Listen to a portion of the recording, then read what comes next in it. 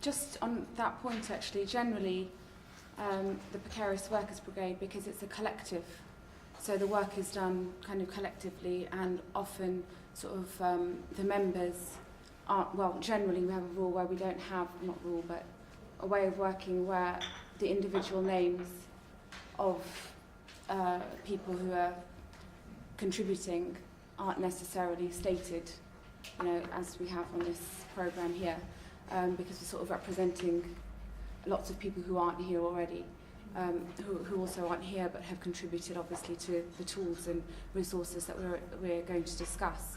Please, could you speak up? Oh, sorry, of course, yeah.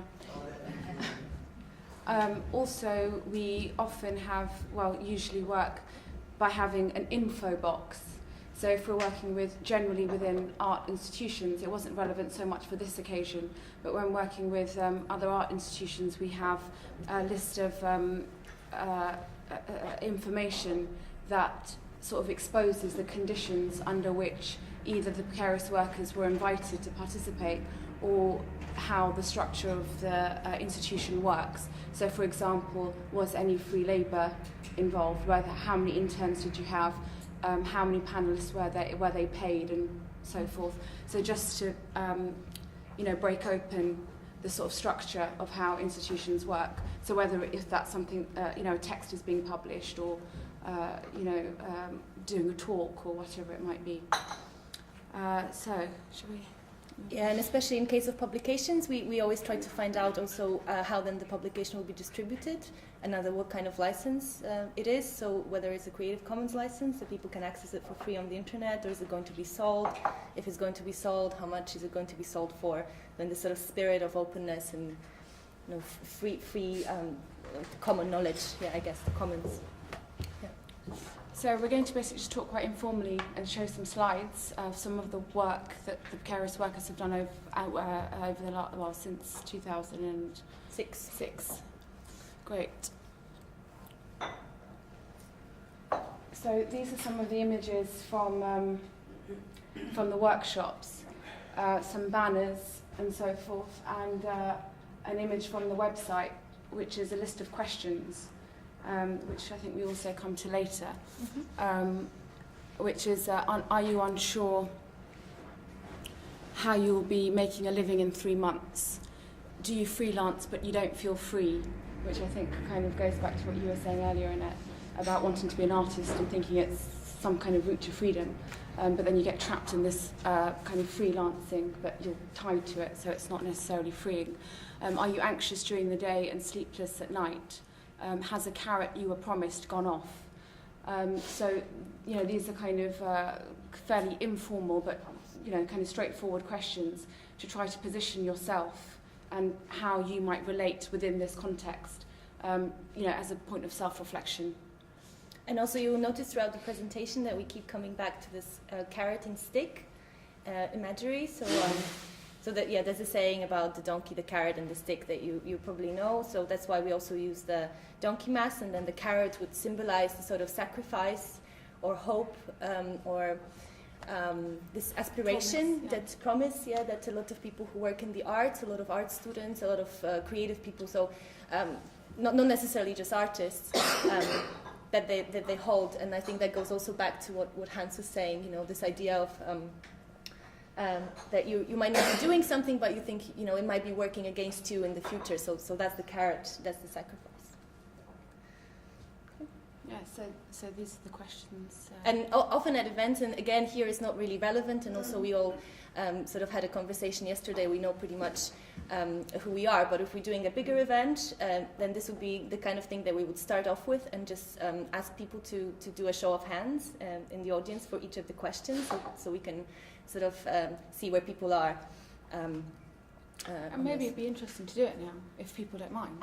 Maybe. Do you mind doing a show of hands? Yeah, okay, let's do it. So, so number 1, are you unsure how you will make a living in 3 months? Yes. Okay. Do you freelance but you don't feel free? Are you anxious during the day and sleepless at night because of work? And has the carrot you were promised gone off? Quite a long time ago. Pretty much rotten. So that's quite interesting that there's a significant number of people, like even, you know, sort of at this stage of your careers or whatever, that these are reoccurring issues that don't necessarily become resolved, you know, as you know, after graduating, or, you know, it's not a matter of like a small period of adjustment, it's a long-term sort of systemic problem perhaps that, you know, even if you think that it doesn't relate to you, when you really answer those questions sort of honestly, then you realise that you're also a part of this struggle, if you like. Yeah, even if you're a recognized artist and your career has been going on for more than 10 years, these keep coming up. So, who are we? The Precarious Workers Brigade is a growing group of precarious workers in the arts, culture and education in the UK. We call out in solidarity with all those struggling to make a living in these sectors. Our practice and political projects are shared commitment to developing practical, relevant and easily shared and applied research, tools, strategies and actions, social justice, putting an end to precarity. And we're going to talk about precarity and our sort of working definition of what precarity means, and it's a word that's kind of more and more popular, and I guess more and more used in the last few years, or since the financial crisis started. So we come together not to defend what was, but to demand, create and reclaim equal pay. So as it says up here, no more free labour, guaranteed income for all, free education, all debts and future debts cancelled, democratic institutions, to cut unelected, unaccountable and unmandated leaders, and the commons, shared ownership of space, ideas and resources. Our hands-on, action-orientated approach comes from the Carrot Workers Collective, that's as Jana was saying earlier. Should we pass those out? Well, maybe in a minute. Okay. But so also in the publication that you have, the text that we have contributed, it's signed off as Carrot Workers Collective, and that was the how the group began in 2006. And initially, well, it's still self-organized in a London-based group mainly, but initially we were mainly active around issues of free labor, and particularly internships in the culture sector. So, so the carrot imagery and the donkey and the sort of our the beginnings of our work were mainly centered around the issue of internships. And the situation in the UK is that internships are becoming more and more commonplace, and they pay nothing, while a few years ago they would at least pay your travel, or they would contribute to your lunch or small expenses. But more and more they're completely unpaid, and they're more and more the culture sector depends on internships. There's a statistic that in the UK, for each employee that's paid to work in the arts and culture, there are 3 interns for each of them. So that gives you an idea of the sort of basis for how the system actually works. So that was the beginning of our work, our sort of collective action. And these are some images from the guide also, which you will see later, and from our website, and from some of the demonstrations that we went to. And then what happened from 2010 onwards, obviously after the financial crisis began, there has been a radical change of the landscape in general in the UK due to the banking sector, banking bailouts, the cuts to public spending have followed. And they've been 40%, yeah, and almost a complete annihilation of any budgets for humanities and art funding in the UK. And subsequently, only recently, 1 year ago, there has been a massive increase in tuition fees across all disciplines, whereas undergraduate fees have been tripled in the UK. So what used to cost £3,000 a year for an undergraduate degree is now £9,000, and then postgraduate research courses have also increased in price, but not as drastically. But we're going to talk about education a bit later on. So all these changes, and the fact that there have been more and more people that work in arts, culture and education facing a struggle, basically from 2010, that led the group to expand. So while we still work around internships, and we'll talk about later, and we will show you the publication that we have just published, we decided that we need to expand and deal with the issues of education and funding in the arts, cutting of grants, the change of Arts Council contracts, the ongoing sort of privatization of education and corporatization of the arts. So while most of us who were in the Carrot Workers Brigade are now part of the Precarious Workers Brigade, but we still, because we like the carrot also and the donkey, we kind of kept that sort of name brand going.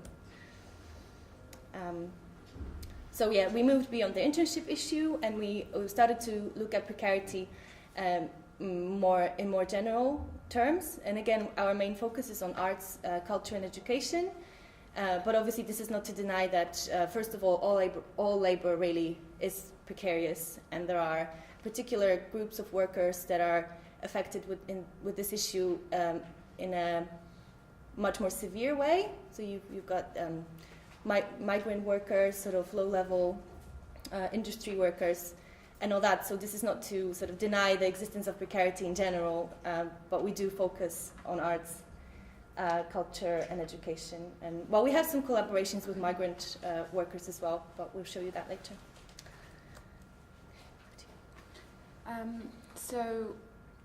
The Precarious Workers, as just Jan has just said, the Precarious Workers Brigade and Carrot Workers Collective sought solidarity with other like-minded autonomous groups forming in response to UK austerity measures. This, in some way of having some presence, for example, with the demonstrations organised by other unions and so forth. So it's to have like a presence on picket lines for cultural workers. So we don't have such unions. Educators like working in the culture sector, artists, interns, students.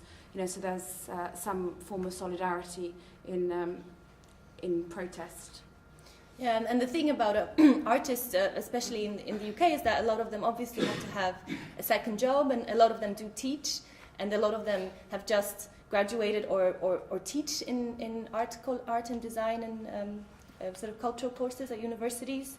So it's on the one hand, and on the other hand, artists who freelance, obviously they don't have an obvious workplace, and they don't have obvious a group of colleagues that they can organize with, or even go to a picket with, because they are completely displaced. So that was also to provide an affinity group, if you like, for people who work in that way, to be able to also join the struggle. So there's some slides from other groups that are organizing in the UK that we are linked with, and the one that you might have, the biggest one, I guess, is Arts Against Cuts. I'm not sure what to really say about them. So they have, all sorts of not really boycott actions, but sort of intervening in the spaces of arts and culture, and not just in London, but all over the UK. So they do things like teach-ins in museums, and one of the biggest actions that they have done was the Turner Prize protest in 2010, that we have also taken part in. And that again was linked to, because 2009-2010 was the biggest sort of student movement that has happened in the UK, and the idea was that Turner Prize is the biggest sort of art prize in the UK. It's the most prestigious, and it was going on while the tuition fees were being tripled. And so the idea behind the action was that, well, you can't have an art world. And you can't have Tate Britain and Tate Modern and the Turner Prize without graduates from art schools. And this was at the time when the government has announced the cuts to humanities budget. So there was obvious hypocrisy, if you like, that Arts Against Cuts, and we saw in that. So the Turner Prize and the award ceremony was disrupted, and in the end both the artists and the award givers had to kind of acknowledge that there is a whole number of students protesting outside their doors that they've been trying to ignore. It goes back to what Hans was saying earlier as well about breaking the silence. So these are opportunities that, high-profile events where they're kind of isolated, if you like, from the reality of what people are experiencing.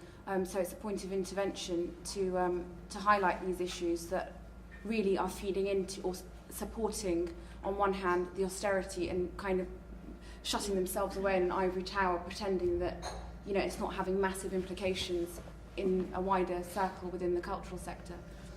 Yeah, and also, especially in the UK, it's even more. There's even more to that than just this, because in the UK there has been, for a number of years since New Labour, this sort of drive of incorporating contemporary art into sort of neoliberal culture policy, that the country is then able to sort of advertise itself almost, as Creative Britain or Cool Britannia, or like even if you have been following the Olympics, the opening ceremony this year that was directed by Danny Boyle, one of the famous English film directors, and was basically a showcase for UK's arts and creative industry. So the fact that is happening at the same time as education and funding to the arts is being annihilated, it's completely wrong, we think. So, yeah. Yes. Okay, so maybe we'll just go through these ones quite quickly. Yeah, sure. So these were some events also at the auction house Sotheby's, and I think it was one of the largest amounts. Yeah, it was the annual British art sale. It was £40 million, I think, and it was at the same at the same time as cuts to this. In this case, the NHS has been the announced, National Health Service. And teaching budget. So there you have £30 million would pay for 1,400 teachers. And this is more. This is how we go on protests. We have these giant paper mache carrots and things. And to coincide with that was a union action on the 30th of June 2011. We have called for suspend all culture production day.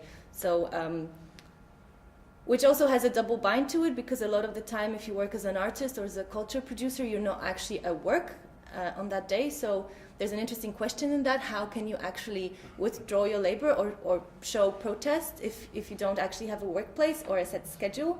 And the thing is, with a lot of, for instance, educators that are in our group that teach, for instance, the fact that there is a walkout on that day, that doesn't mean that you can actually withdraw your labor power, because you're not going to forget about your students all of a sudden for a day. You've got marking. If you don't do the marking on that day, you have to do the marking the next day. It doesn't go away. So it's an interesting position to think about how you can actually protest.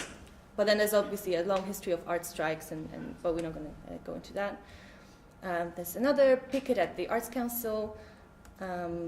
Whitechapel Gallery. This was an exhibition that was curated by the leader of the coalition party, Lib Dems, who was the one who that said that he wouldn't support the increase in tuition fees, but then decided to do that anyway once he got into government. And him and the wife of the Prime Minister, Samantha Cameron, have curated an art show at the Whitechapel Gallery. So we were also there.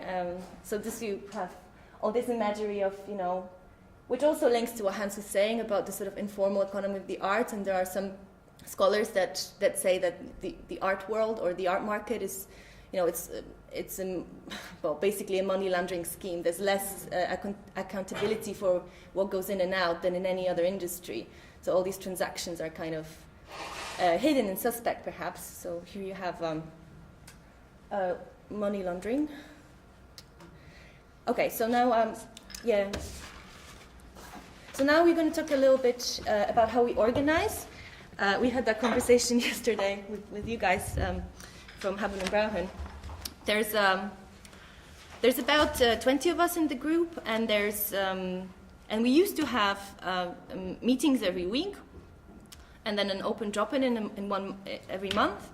But it turns out that kind of way of working is completely unsustainable for a self-organizing activist group, because all of us have jobs, multiple jobs, part-time jobs, families, teaching, art making, or are struggling to even be employed. So it's impossible to organize more intensively than that. So now we have meetings every 2 weeks, and once every month we have an open meeting so that we can invite new people to join the group. And again, in doing that, we were thinking about the ways in which we are forced to work or survive. And so this is a conscious decision not to be replicating the conditions of work that there exist in the art world. So this sort of complete collapse of your private time and your work time. And we do try to care for each other too, so that's why we slowed down. And the way we are organized now is within working groups. And this is the first one. So this is a group on working conditions that came out from the Carrot workers, and Kieran just passed around some of the guides that we have. And after years almost of workshops and sort of meetings, we have created this publication that we now distribute to colleges and to universities, and especially to the ones to art schools and the ones that have sort of art history, design, cultural industries type courses, that talks about surviving internships in the arts.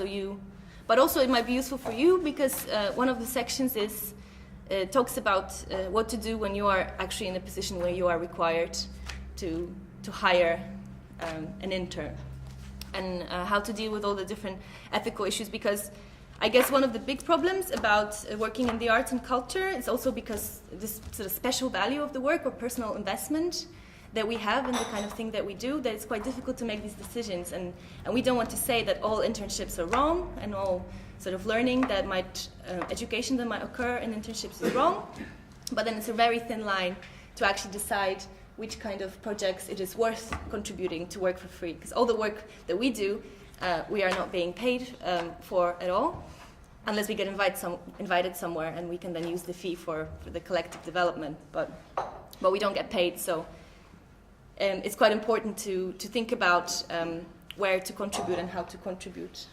Yeah.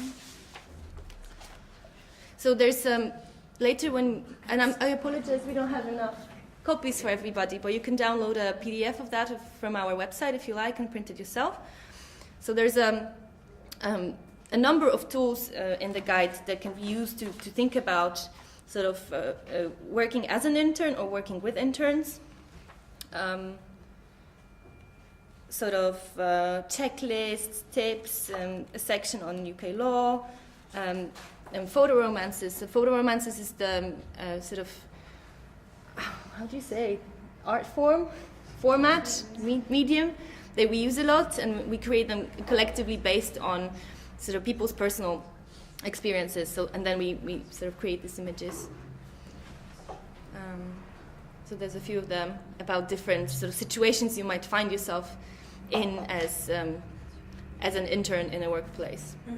And again, maybe it's not so much relevant for you because maybe you won't be interning anywhere anytime soon, but we think it's useful still to think about these things because I guess most of you are in the position to work with young people or to hire young people on work placements or internships. So if you do, then you can look first at the other side of the story, and maybe that will help somehow. There's a few. So that's one tool that we use, and also, yeah, we encourage everybody to use it and share it and to give it to their students. And yeah. So that's one tool. Then the other tool that we have developed is the bust card. I don't know if you're familiar with what a bust card is. A bust card is a little piece of paper that you can put in your pocket when you go to a demonstration, and usually it will have the numbers for law firms that will help you if you get arrested, and just sort of your rights, basically. Yeah, it tells you your rights, so when to say no comment and what not to say to a police officer if you do get stopped, and what your rights are at a protest, and so there was a lot of those going around in 2009 and 2010 with all the student protests going on. And we've decided to create an alternative version of the bus card for creative and cultural workers and artists. So if you have a look at it, and I apologize, the font is quite small, but I hope it's readable.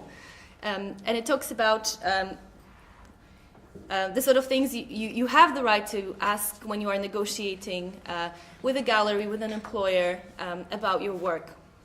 So, God, it's really small now, I can't even read it. It's bigger, yeah. So, yeah, but it's not very good quality, I'm sorry.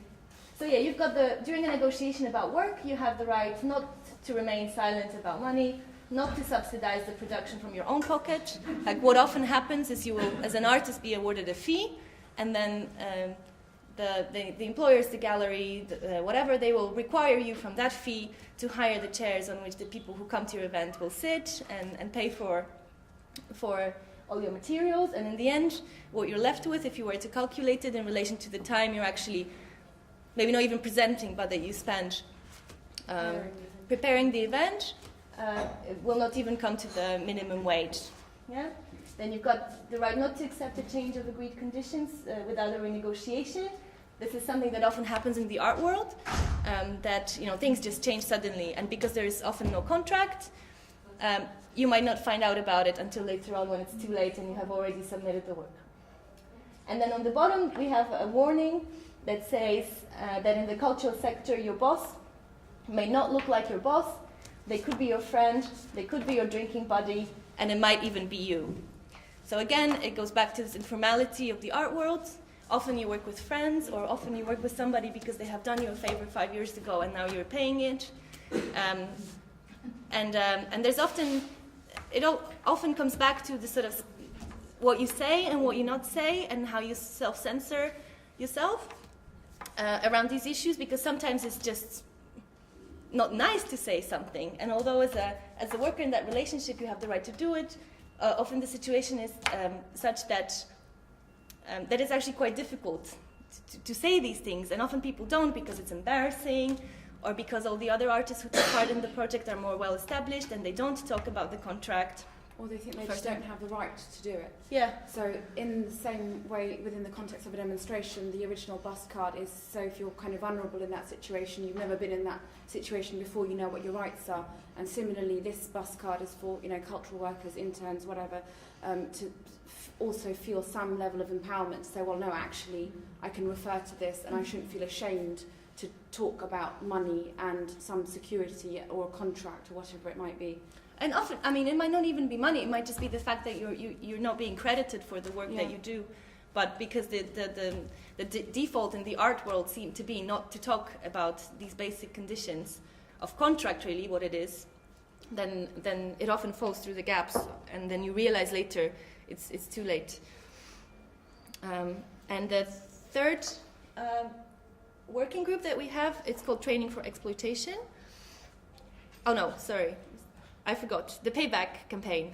So this is a campaign that we started about a year ago, and it was to organize, we went back to the internship issue because the law has changed again in the UK, and it actually acknowledged that people who work as interns for a certain period, and you've got the exact legislation in the guidebook, although again it's probably not that relevant for your context because we're all from different countries, but it acknowledged that if you work a certain amount of hours doing a certain amount of tasks, even if you signed up for an internship, you're classified as a worker and you qualify for the national minimum wage. So we started the campaign to organize with interns, and some of us, and other interns who have done work somewhere that was classified as actual work, to then put in a claim together to Her Majesty, is it? HMRC, yeah? Revenue and Customs, to reclaim the money. And this is a campaign that's ongoing now, and in the UK actually it really picked up, and there's a number of other groups like Intern Aware, Internocracy, that actually have gone to the unions, and it's quite a serious thing, and some people have gotten their compensation already. But, funnily, there's of course a loophole in the law, and that goes back really to what you were saying about non-profits, because the way it works in the UK, if you are registered as a charity or a non-profit organization, you can then get around all this, and you can just call your interns voluntary workers, and you don't have to pay them. which is fine if you think about people volunteering in churches or small organizations, whatever, you know. There's a difference between me going once a week to knit something for somebody or me working there 5 days a week, 9 to 5. But it gets worse. A lot of big art institutions in the UK are registered as charities. So Serpentine Gallery, Tate, although they will, for instance with Serpentine, I think it's 80 or 90% privately funded, but the 10% means it's registered as a charity non-profit, and they could get around all of this and hire people to work for free, and they do. So now, on the one hand, we've got the payback thing, but on the other hand, it goes again back to the shaming and exposing institutions that work in this way. And this has massive implications also for workers in these workplaces, because what it means where there would be a position that would be paid, or that has been in the past, it becomes the rotating intern chair. Nobody gets hired for that position, which then in turn drives wages in the whole institution down for all the other workers. You've got this massive split between workers who are worried about their contracts and interns coming in and sort of constantly treading on their toes or whatever, which doesn't aid any kind of learning when you're an intern and you're just faced with an antagonism from day one from actual employees. So there's many problems with this, but I think I have to speed up. Do you want to take over for a second? Sure. Because this is your thing. Yeah, absolutely. Yeah, so this links in a little bit with the education group. So, just kind of also feeding back to what Jana was saying earlier about the level of internships, for example, at the Serpentine and so forth. Well, not just, but in this example. So what happens is that through art education, even to postgraduate level, you're expected and encouraged to do an internship, so it becomes a part of your kind of accreditation. So if you don't do that, then you won't get the credits that you need to, pass or so forth. So you're basically being encouraged to be exploited. And it's just as a standard, it's just a standard expectation. So when you have professional development classes, at university, you're basically being told how to go about, that you should, as standard, expect yourself to, volunteer to do work for free in whatever organisation that might be relevant. But, so the precarious workers, there's on the website, you'll find the Precarious Workers Collective website also, an alternative curriculum.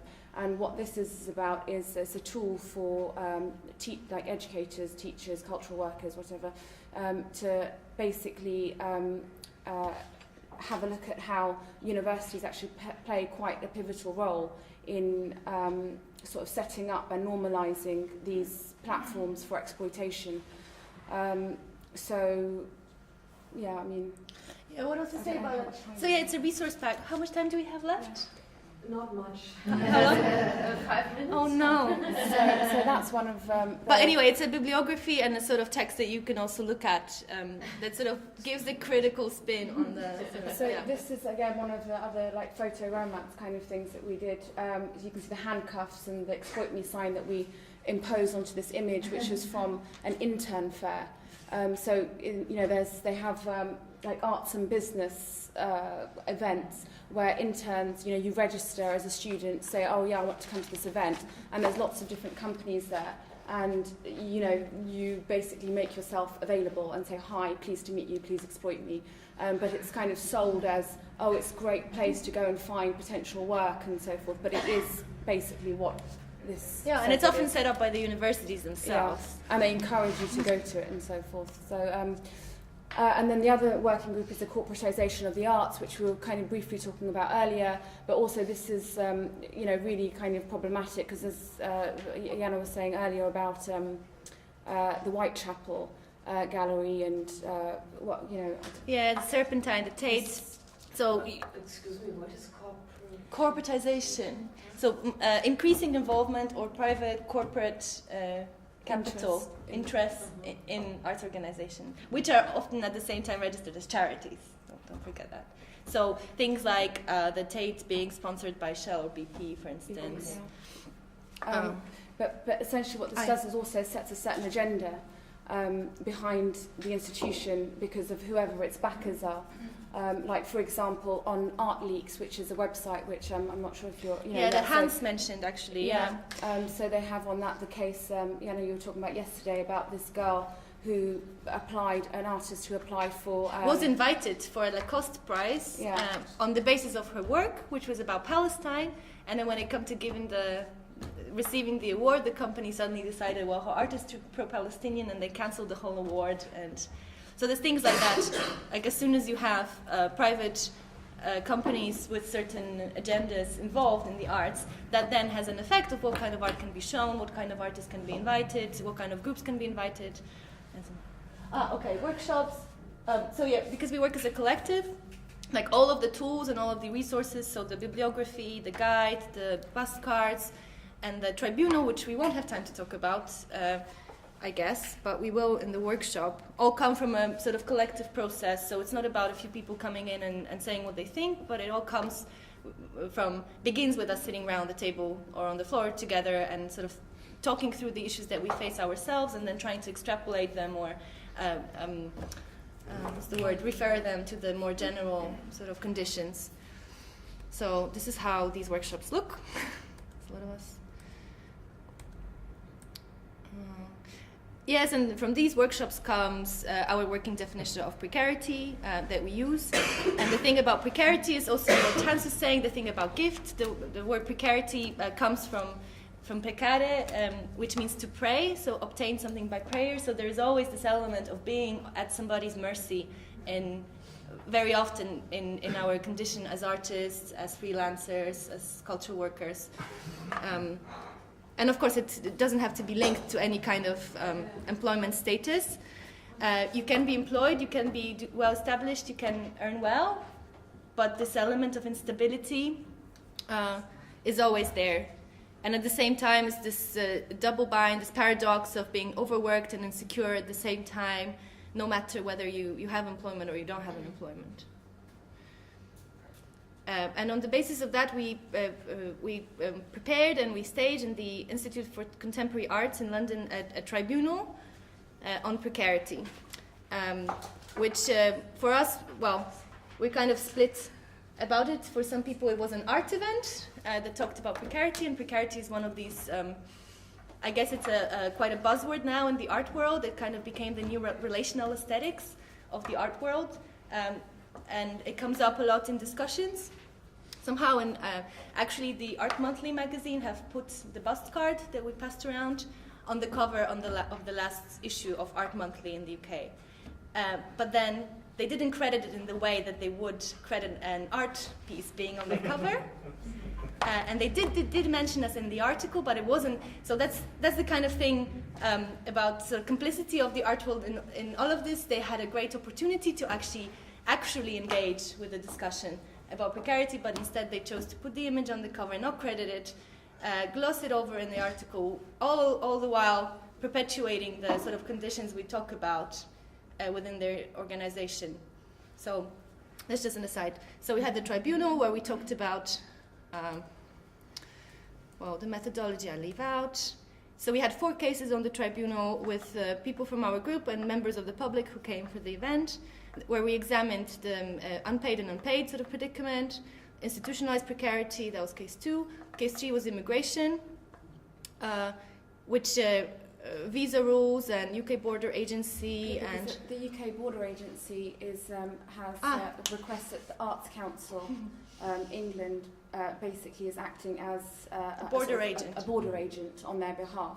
So which has affected obviously the kind of application of the tier system. So unless you're like a mega superstar, as Hans, you were saying earlier, or maybe it was Annette, like these mega star artists, unless you've won a Grammy or something like that, and you have really, it's this ridiculously exaggerated. So Arts Council basically is, they're required on their funding to assess, and nobody really knows who's supposed to be assessing that, but what kind of artist the person is and what value the art is to the country, to then make a decision whether they're allowed in the country or not, which is just so problematic, I don't even know where to begin. And the last one was about affect, so the sort of physical and psychological ways in which precarity affects our bodies and minds and our work. was something else I wanted to say about the border agency, but I forgot.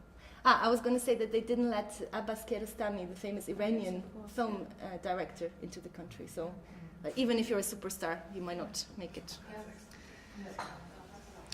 And then we came up with collectively with verdicts and sort of findings and reflections on the situation and what can be done or can be done, which is kind of a thing we also were hoping to do in the workshop with people who join us to talk through in more detail about our situations.